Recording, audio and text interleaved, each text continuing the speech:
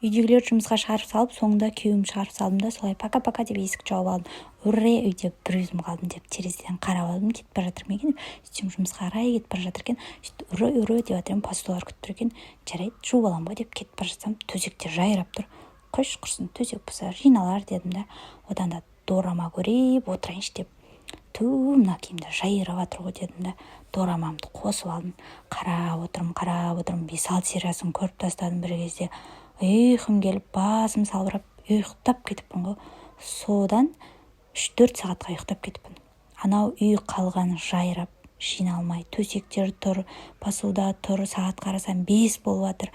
Ойла, кеш болып кетіпті ғой деп ұшып тұрдым да, посудаларымды жуып алайын енді тездетіп деп посудамды жудым, төсектерді реттедім.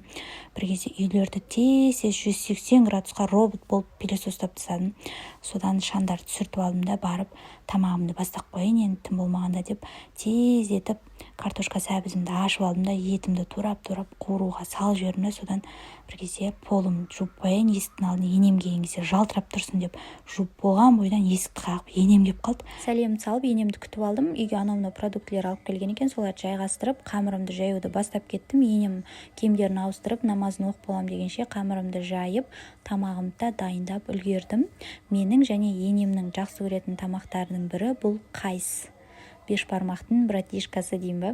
Өте дәмді болып шықты. Ысылай отырып жеп алдық. Видео ұнаған болса лайк, комментарий жаза кетіңіздер.